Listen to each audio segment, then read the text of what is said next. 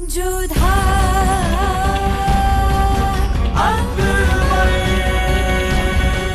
ये धारावाहिक किसी प्रकार की ऐतिहासिकता का दावा नहीं करता। तत्कालीन परिस्थितियों को दर्शाने के लिए आवश्यक और उचित नाटकीय रूपांतर किए गए हैं।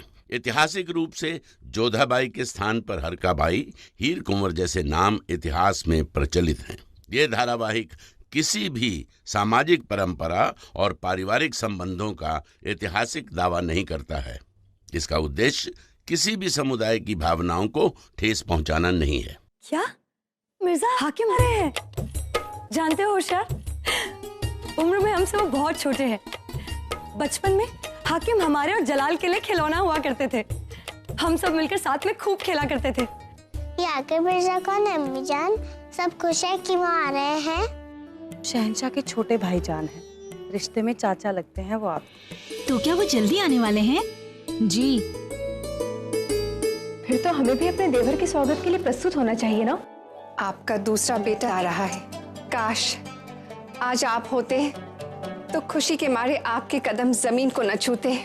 अभी हाल ही में हमने हुमायूं नामा में महाचूचक और मिर्जा हाकिम का जिक्र किया था, और देखिए खुदा की मेहरबानी, खुद आगरा तशरीफ ला रहे हैं। बड़ा प्यारा बच्चा है हाकिम। रुको, तुम जाओ यहाँ से। वो हमारे साथ ही रहेंगी। एक बात साफ कर दे, एक बार तुम्हारी बदतमीजी सह चुके हैं हम। अगर दोबारा कोशिश की तो शहंशाह के पास चले जाएंगे। मगर आज बात कुछ और है। वो पैगाम तुम अपनी अम्मी जान को काबुल भिजवाना चाहती थी ना? हाँ तो? एक बात बताओ, कौन सी बोली बोलती हो तुम अपने घर में? मुसलमान हो तो उर्दू का इस्तेमाल करोगी, काबुल से आई हो तो पाश्तो जुबान का। मगर उस खत में तो ऐसा किसी जुबान का जिक्र नहीं। हम कुछ समझे नहीं। हाँ, आओ अभी समझा देते हैं।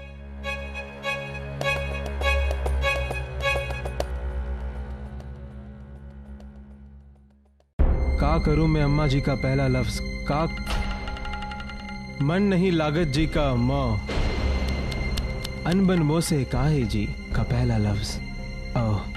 भीतर बसे हो जब तुम, पहला लफ्ज भी। और इस तरह ये बन गया पैगाम, काम अभी हुआ नहीं है। ये किस काम का जिक्र हो रहा है? क्या करने आई हो तुम यहाँ? तुम्हें क्या लगा ये खत यूं ही बाहर चला जाएगा और हमें खबर भी नहीं होगी? हमें ऐसे ही छिपे पैगाम को पकड़कर बादशाह तक ले जाने के लिए रखा है। मगर इस बात से क्या फर्क पड़ता है कि हम अपनी अम्मी को किस जुबान में खत लिखें? हमने कुछ नहीं किया। आप अपने ही दिल से कुछ भी बना रहे और सीधे सीधे बताओ किस काम का जिक्र हो रहा है? और तुम्हारी ये अम्मी जान कौन है जिन्हें शायराना अंदाज में खत पसंद है? सच सच बताओ, वरना जो अभी यहाँ किया वो बादशाह के सामने साबित कर दूंगा। और गद्दारी के जुर्म में तुम्हारा खूबसूरत चेहरा कलम कर दिया जाएगा। तुम्हें क्या लगता है अगर तुम बादशाह के पास जाओगे तो वो तुम्हारी बात सुन लेंगे? हम उनकी खास बांदी है। और हम भी कोई आम नहीं, सल्तनत के खास हैं, डाक मुंशी हैं हम। देखिए, हम महज एक बांदी है, यहाँ पर गुलाम है। आप क्यों हमारी जान के पीछे पड़े हैं? हमने कोई पैगाम नहीं छुपाया। ठीक है, मान लेते हैं हम बादशाह तक नहीं जाएंगे, मगर इसके बदले हमें क्या मिलेगा? एक फायदे का सौदा बताऊं? एक रात अपना ये हुस्न हमारे नाम कर दो और बादशाह तक ये बात नहीं जाएगी। इस बात को हम यहीं दफन कर देंगे। आज रात को हम तुम्हारा खुफिया चिट्ठियों के तहखाने में इंतजार करेंगे। आ जाना। जो आ गई तो बादशाह तक ये बात नहीं जाएगी, और जो ना आई तो ये पैगाम बादशाह तक जरूर पहुंचेगा। समझदार हो, बादशाह की खास बांदी हो ना। जोर जबरदस्ती तो हम तुम पर कर नहीं सकते। फैसला अब तुम्हारा है, तुम जा सकती हो।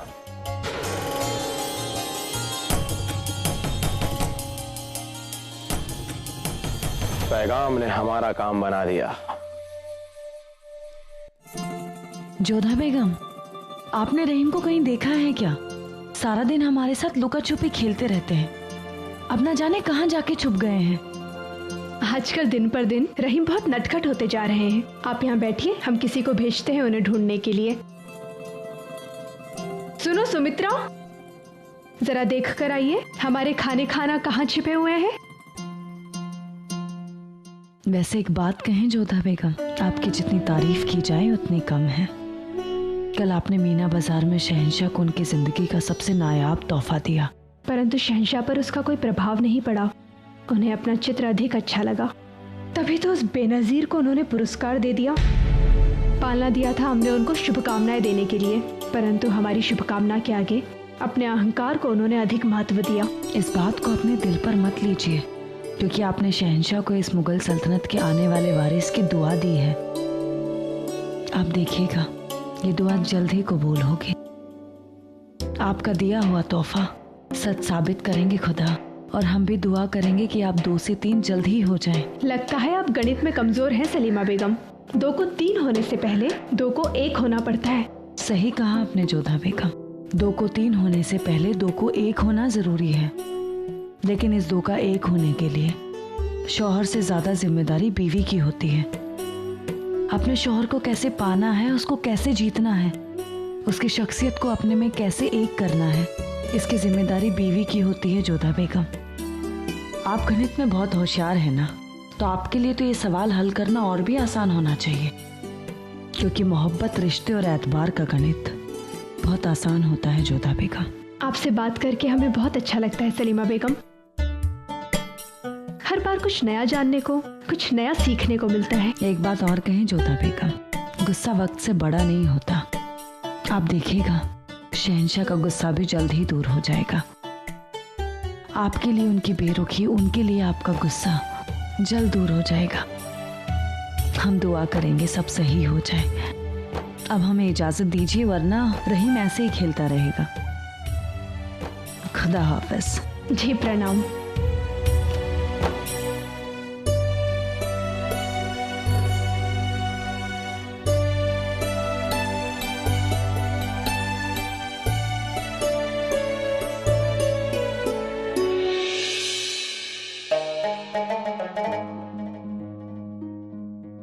शहंशाह का इकबाल बुलंद हो। बेनजीर की बांदी जाकिरा आपसे मिलना चाहती है।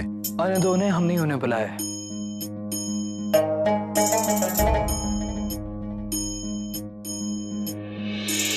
हुजूर का इकबाल बुलंद हो। हम बेनजीर के बारे में तुमसे कुछ बात करना चाहते हैं। या खुदा, कहीं मकसूद खान ने बादशाह को पैगाम के बारे में बता तो नहीं दिया? हुक्म कीजिए हुजूर, क्या हुक्म है आपका? पहले तुम ये बताओ कि तुम इतना घबरा क्यों रही हो? शहंशाह इस नाचीज बांदी को पेश होने का हुक्म दे तो खौफ लगेगा ही। कोई गुस्ताखी तो नहीं हुई ना हमसे? नहीं, दरअसल 2 दिनों के बाद हमारे छोटे भाईजान मिर्जा हाकिम आगरा में तशरीफ ला रहे हैं।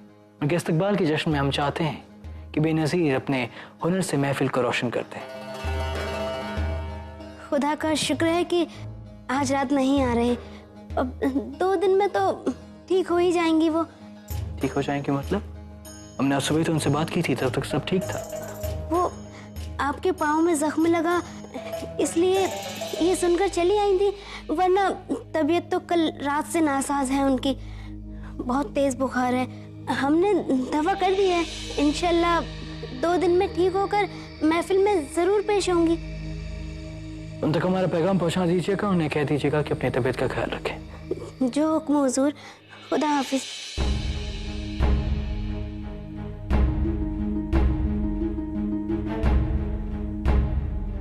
तो बेनजीर को बुखार है, खबर इतनी बुरी भी नहीं है। जब जोधा बेगम हमारे लिए मरहम बना सकती हैं तो फिर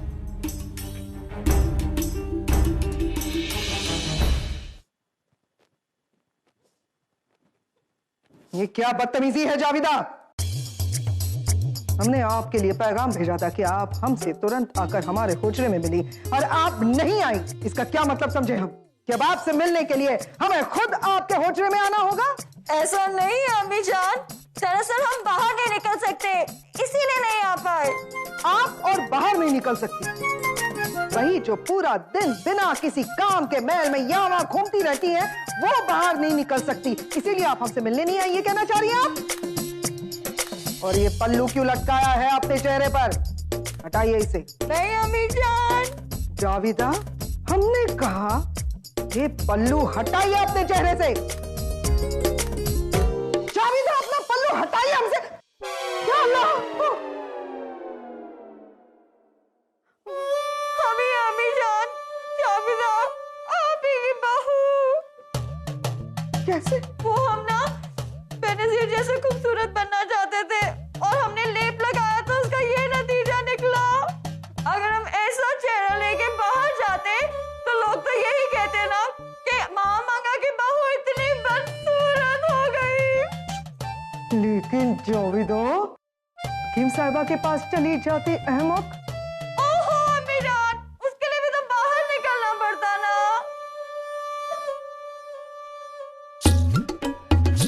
अच्छा किया बेटा जो ऐसी शक्ल लेकर बाहर नहीं गई, वरना हकीम साहबा बेहोश हो जाती, उन्हें ठीक करने के लिए दूसरे हकीम साहबा को बुलाना पड़ता। क्या खुदा, ये कौन घुसा है जाविदा बेगम के कमरे में? हम ही है रेशम खान। हमका कोई तो नाम रखा होगा आपके वालिदैन ने। ये जाविदा है रेशम। क्या खुदा, जाविदा बेगम ऐसी? बेनजीर बनने गई थी, बजर बट्टू बन गई।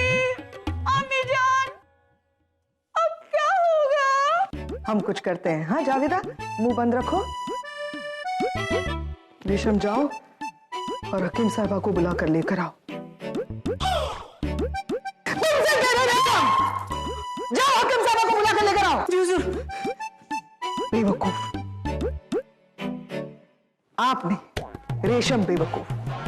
हाँ, सब ठीक हो जाएगा, लेकिन पता नहीं बेटा वक्त कितना लगेगा। वो सब छोड़िए अम्मी जान, हम तो ये सोच के परेशान हैं कि मीना बाजार में हमने जिन सबको ये लेप बेचा था, सबका क्या होगा? रेशम! यदि आपको लेप चाहिए था तो हमसे कहलवा दिया होता, हम दासी को बोलकर भिजवा देते ना। औषधि लगाने के बाद विश्राम करना चाहिए। इस तरह से घूमते फिरते रहेंगे तो घाव कैसे भरेगा आपका? हम अपने लिए नहीं, बेनजीर के लिए आए। बेचारी की तबीयत बहुत नासाज है। भली भांति जानते हम कि कितनी अस्वस्थ है वो। अच्छा खासा घूम फिर रही है वो महल में। घूमने फिरने का मतलब ये थोड़ी ना होता जोधा बेगम के इंसान दुरुस्त हो। हमें देखिए, हम भी घूम फिर रहे हैं, लेकिन हमारे पैरों में कितना बड़ा घाव। खैर, बेनजीर को बुखार है, उसके लिए कोई दवा बना दीजिए। शहंशाह, इस महल में और भी वैद्य हैं उनकी दवा बनाने के लिए। हाँ, लेकिन आपके जितने कारगर नहीं, तभी तो हम आपके पास आए। बनाइए।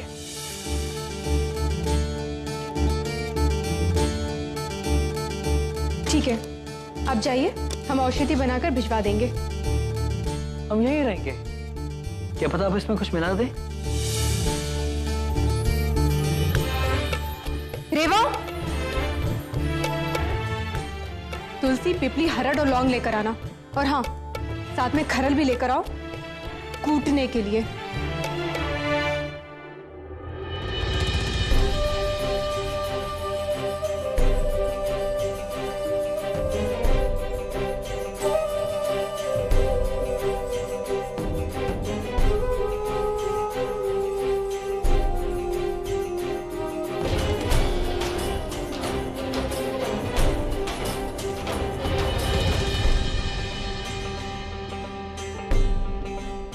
शहंशाह, आपको हमारी वस्तुएं बेनजीर को देने में बहुत आनंद आता है ना? पर एक बात कह देते हैं, हमारे कान्हा का इतनी समझ है, हम इसे लेकर उसे नहीं देंगे। और वैसे भी बेनजीर के लिए ये बांसुरी और ये मोरपंख किस काम के?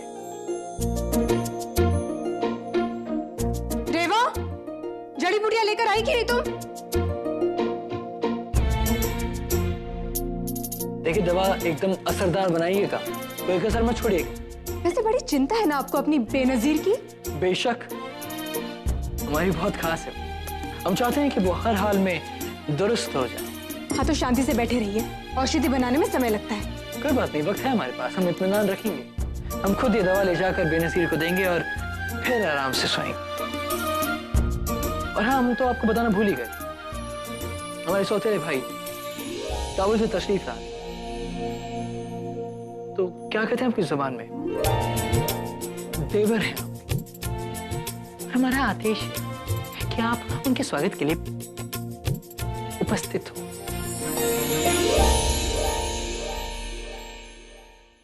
जल्दी बनाइए, बेनजीर हमारा इंतजार कर रही होगी।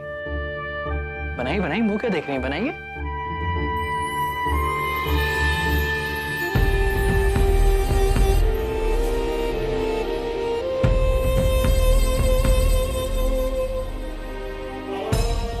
सबके सामने मैं बाल ना देकर हमें बेइज्जत किया था, उसके लिए इतनी आसानी से माफ नहीं करेंगे हम आपको जोधा बेगम।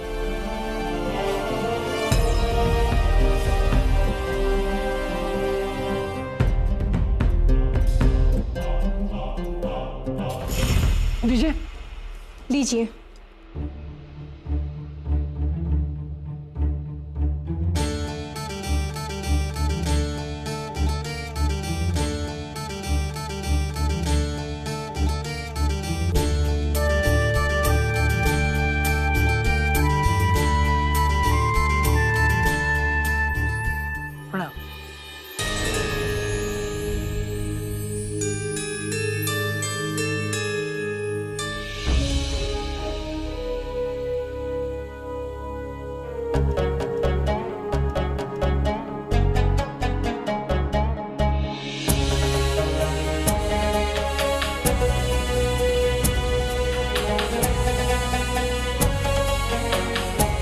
आदाब। आगरा में हम आपका इस्तकबाल करते हैं, आइए।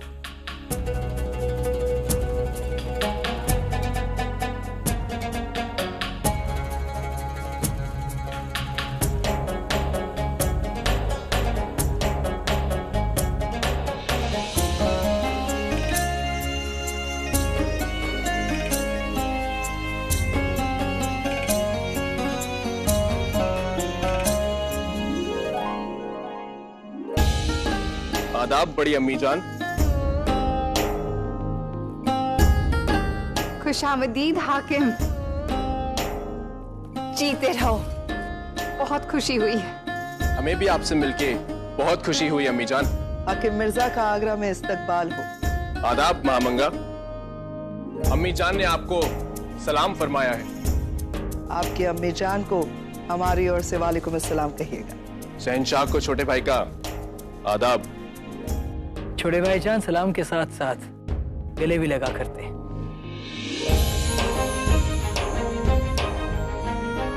परसों हो गए आपके साथ पतंग उड़ाए भाईजान, अब वो लुत्फ मिलकर उठाएंगे। बेशक, और हम साथ साथ शिकार पर भी जाएंगे। जरूर भाईजान। आदाब। आदाब।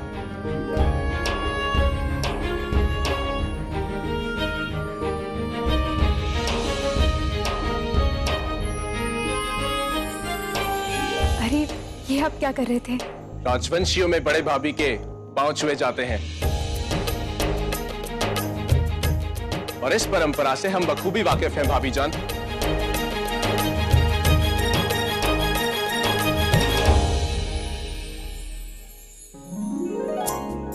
दोनों भाइयों में कितना अंतर है ना? कैसा अंतर? तुम नहीं समझोगी।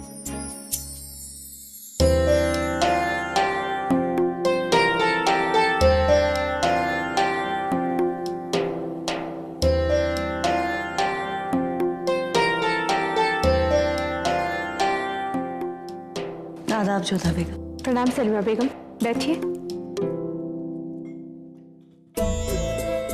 मोती, आजकल तुम्हारे हाथ बिल्कुल ठीक से चलते नहीं है। लाओ हमें दो, हम स्वयं बना लेंगे। जोधा बेगम, ये दवाई किसके लिए? शहंशाह हिंद की खास बेनजीर के लिए। क्यों? क्योंकि शहंशाह का आदेश है कि उनकी प्रिय बेनजीर के लिए लेप और काढ़ा बनाएं। वैसे हम दवाई बनाकर पहले ही भिजवा चुके हैं, परंतु शहंशाह का क्या भरोसा, आधी रात को उनको फिर से याद आएगा और हमें आदेश दे देंगे, इसलिए हम पहले से थोड़ा अधिक बना रहे हैं। क्षमा कीजिएगा सलीमा बेगम, इन सारे कार्यों के मध्य में हम आपका स्वागत ही नहीं कर पाए और अपने दिल की भड़ास निकाल बैठे। इसमें बुरा क्या है जोधा बेगम? आप हमें अपनी बड़ी बहन मानती हैं, आप हमसे अपने दिल की बात नहीं कहेंगी तो किससे कहेंगी? वैसे जोधा बेगम, हम भी आपसे अपने दिल की बात कहें। आपको पूछने की आवश्यकता नहीं है, कहिए ना। जोधा बेगम, रहीम की माँ मरहूम मेवाती बेगम से हमें बहुत जलन थी, क्योंकि हमें लगता था कि खाने खाना बैरम खान साहब उन्हें हमसे ज्यादा मोहब्बत करते हैं। जब उनका इंतकाल का वक्त आया तो उन्होंने हमें अपने पास बुलाकर रहीम को हमें सौंप दिया।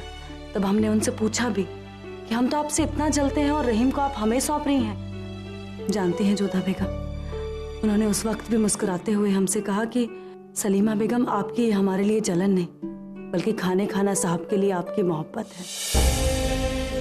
आप भी उनसे उतनी ही मोहब्बत करती हैं जितने कि हम उनसे मोहब्बत करते हैं। जोधा बेगम, कई बार जलन में भी मोहब्बत छुपी होती है, क्योंकि जलन तो वहां होती है जहां मोहब्बत हो। आप उन पर गुस्सा कर सकती हैं, जलन नहीं, है ना मोती? तुम क्यों हंस रही हो? तुम्हें क्या लगता है हमें जलन होती है? बिल्कुल नहीं। अभी अभी तो सलीमा बेगम ने कहा चलते तो वो हैं जो प्रेम करते हैं। आप कहाँ प्रेम करते हैं शहंशाह को? लेकिन क्रोध अवश्य है जो इस बेचारी दवाई पे निकल रहा है। चलिए इसे हम सामने से हटा देते हैं।